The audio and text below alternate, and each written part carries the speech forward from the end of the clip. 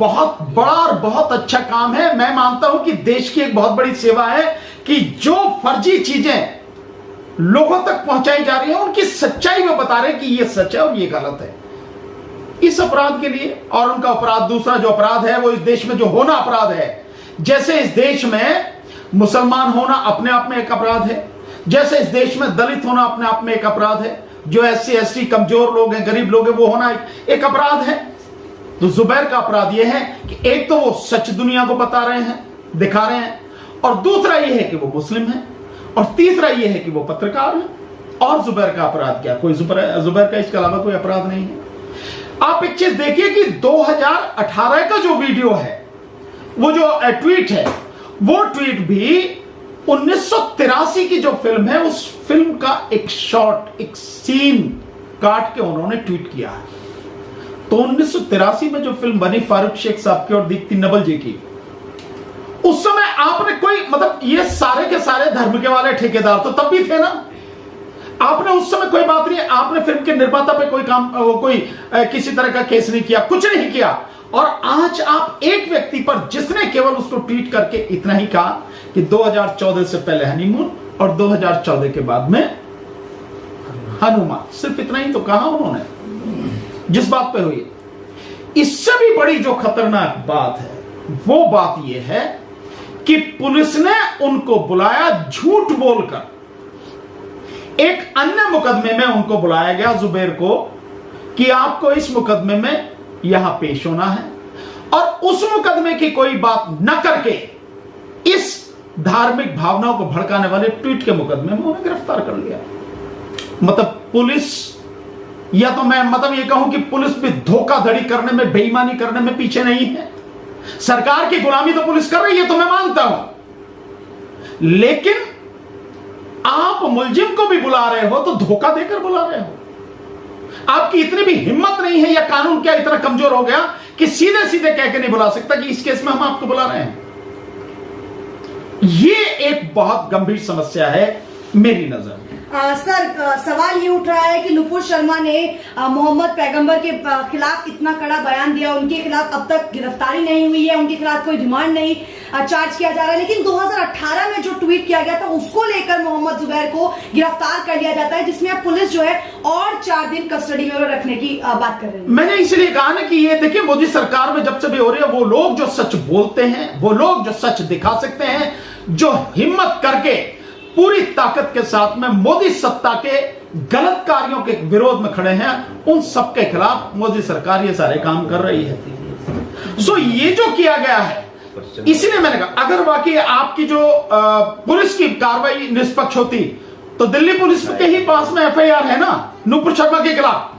क्या नुपुर शर्मा का जो बयान है वो सांप्रदायिक सद्भाव को खत्म करने वाला था, धार्मिक भावनाओं को भड़काने वाला था, या ये केवल ट्वीट जो 2018 का है जिसे आप निकाल के लाए आप 3 साल बाद में और अब 4 साल बाद में, और अब आपने उसको गिरफ्तार किया? हर कोई जानता है कि नुपुर शर्मा का पैगंबर मोहम्मद साहब पर दिया गया बयान कहीं ज्यादा खतरनाक था, कहीं ज्यादा सांप्रदायिक और धार्मिक भावनाओं को भड़काने वाला था, कहीं ज्यादा अपमानजनक था।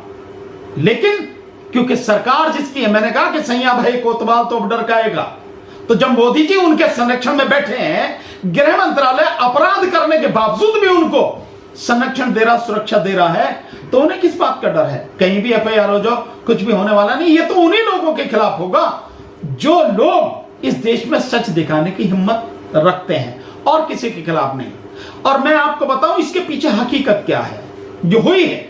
ये नुपुर शर्मा के ही उससे जुड़ा हुआ मसला है। आपको ध्यान होगा, नुपुर शर्मा वाला जब मामला चल रहा था तो उस समय मोहम्मद जुबैर ने एक बहुत बढ़िया एक रिसर्च करके, एक खोज करके एक जानकारी निकाली थी कि बीजेपी ने ऐसे लोग पाल रखे हैं मुस्लिम समाज के जिनको पैसा दिया जाता है और उनको मुसलमानों का ठेकेदार बना के जो मीडिया में बिठाया जाता है, जो गोदी मीडिया है, और वहां फिर दोनों तरफ से, एक तरफ से जो दूसरे पक्ष का होगा, एक तरफ से इस पक्ष का होगा, और गाली गलौच चालू की जाती है, और फिर जिससे घृणा फैलती है, नफरत फैलती है, उस तरह से। और उन्होंने बताया कि ये गोदी मीडिया ने किस तरह से सब लोग पाल रखे, कैसे इनको पैसा दिया जाता, और उसके बाद ये कैसे बैठ के हंस हंस के आपस में बात करते हैं, मजे लेते हैं, गले मिलते हैं। इस चीज को एक व्यक्ति का उन्होंने नाम लिया और उन्होंने बताया कि यह व्यक्ति किस किस चैनल पर किस किस तरह से आता है, बिठाया जाता है, कैसे इसको पेड किया जाता है, इसका नाम क्या है, कहां से यह सारी चीज चली जा रही है।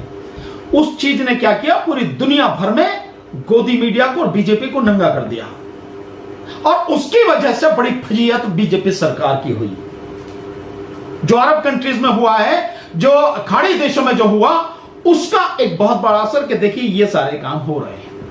सर मतलब जो आप कह रहे हैं कि नुपुर शर्मा के खिलाफ जो उन्होंने दिखाया उसको लेकर उनकी गिरफ्तारी हुई, तो ये माना जा सकता है कि पोस्ट तो एक बहाना था, गिरफ्तारी तो नुपुर शर्मा की जो सच लेकर आए उसकी वजह से उनकी गिरफ्तारी हुई? नहीं, बिल्कुल आप सही कह रहे हैं, हकीकत वही है। क्योंकि एक व्यक्ति जब सरकार को और मीडिया को इतना नंगा कर दे कि ये सब कुछ प्लान्ड वे में सब कुछ किया जाता है, मीडिया की जो डिबेट्स होती है उसमें झगड़ा कराया जाता है ताकि माहौल बदले, वो सच उन्होंने दिखा दिया, उस व्यक्ति को दिखा दिया कि किस किस तरह से सारी चीजें हैं। और वो नुपुर शर्मा का जब ये प्रकरण चल रहा था उसी दौरान उन्होंने ये पूरी खोज करके मोहम्मद जुबैर ने लोगों को दिखाया, जिससे सरकार की पूरी फजीयत है कि ये तो मतलब अगर अपने आप ही सब कुछ होता, स्वतः होता है, जो चीजें जेन्युइन होती हैं, अगर माने किसी को गुस्सा बहुत लोगों को है, गुस्सा है, किसी भी तरह की और कोई भावना है उनकी, वो अपने आप ही आती हैं, तब तो समझ में आता है। लेकिन वो सब कुछ बना बनाया एक पूरा प्लॉट रच दिया गया, एक पूरी पटकथा लिख दी गई, उस पटकथा के तहत सारा सब कुछ चल रहा है नफरत फैलाने के लिए। देश में जिस तरह से गोदी मीडिया काम कर रहा है, रेडियो रवांडा की तरह जो काम कर रहा है, उस तरह का माहौल जो बनाया जा रहा है और जो लोग उसमें शामिल है उनको लाके दुनिया को बता दिया जुबैर ने कि भाई ये है सारी हकीकत। तो मैं ये मानता हूं असली चीज वही है कि सच क्यों दिखा रहे हो तुम। मोदी को सच बर्दाश्त नहीं है, मोदी को किसी हालत में सच बर्दाश्त नहीं है। मोदी सरकार की टांगे कांपती हैं सच से, उन सच्चे लोगों से घबराती है वो जो ये सच दिखाने की हिम्मत रखते हैं और दिखाते हैं, यही है। और वो अगर पत्रकार हो, सामाजिक कार्यकर्ता हो, तब ये सारी स्थिति वैसी बनती है। और केवल सच की बात नहीं है, आपने एक और मजेदार चीज नहीं देखी है, तीस्ता सी तलवार जी को जिस तरह से अरेस्ट किया गया है, आप देखिए कितनी मतलब एक भारत के इतिहास में यह पहली बार हुआ है कि अगर किसी व्यक्ति ने जनहित में याचिका डाली है, याचिका आप खारिज कर दो, कोर्ट का अधिकार है, लेकिन आप इस तरह के कमेंट उस पर करो और उसके बाद में तुरंत गुजरात पुलिस की कार्रवाई, जैसे मतलब ऐसा लगता है जैसे ये पूरी पटकथा पहले से लिखी हुई थी कि ये जजमेंट आएगा और इस जजमेंट के तुरंत आते ही उसको वहां से अरेस्ट करना है, अरेस्ट करके जेल में डाल देना है और फिर अरेस्ट करके जो कोर्ट के सामने पेश करना है, वहां से तुरंत रिमांड मिलेगी 4-5 दिन की और उसके बाद में आप जो करना है वो करो।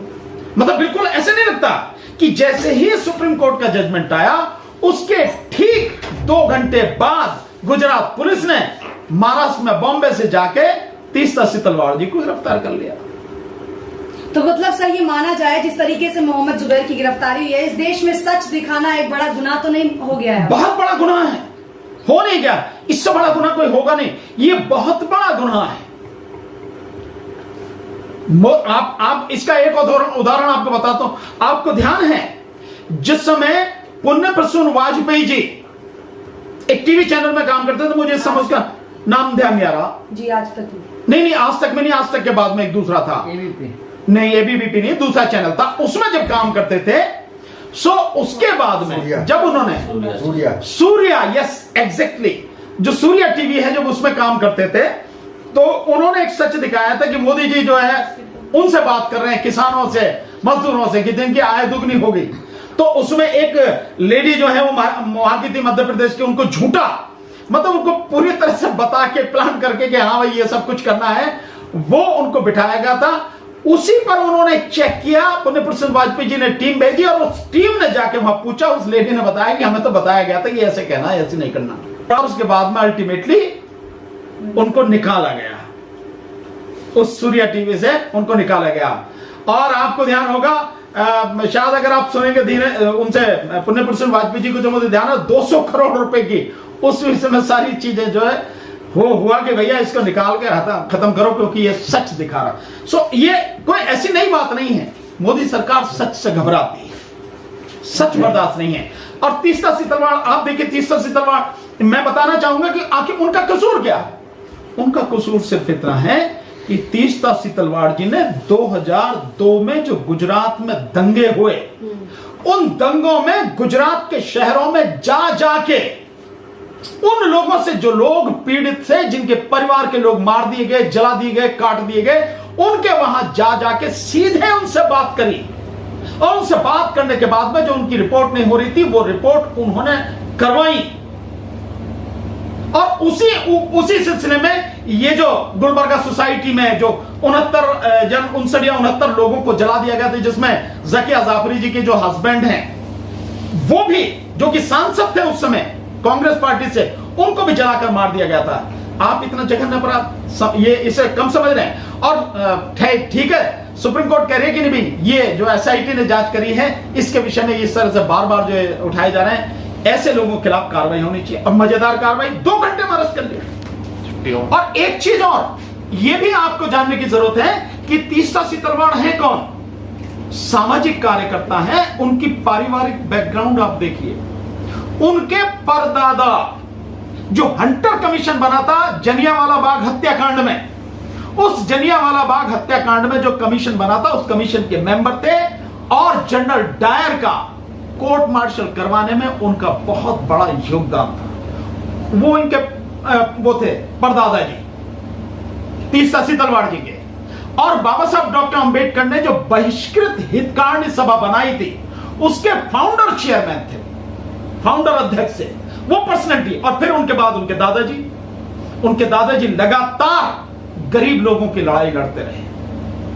और इसी तरह से अपने उस परिवार की पूरी परंपरा को निभाते हुए आज तीसरा सीतलवाड़ जी जो लगातार उन लोगों की जिनकी कोई आवाज नहीं है, जिनकी कोई आवाज उठा नहीं सकता, सोच नहीं सकता, जो लड़ नहीं सकते मुकदमा, उनके मुकदमे लड़ रहे हैं खुद आगे बढ़कर। लेकिन ये बर्दाश्त नहीं है। इसीलिए जैसी सुप्रीम कोर्ट की टिप्पणी हुई, तुरंत जाके उन्हें गिरफ्तार कर लिया। और अब एक और तमाशा जो है चल रहा है, जो मीडिया पे बड़ी मजेदार बात है, इसको जानना जरूरी है कि किस तरह से किसी व्यक्ति को बदनाम करने की कोशिश की जा रही है।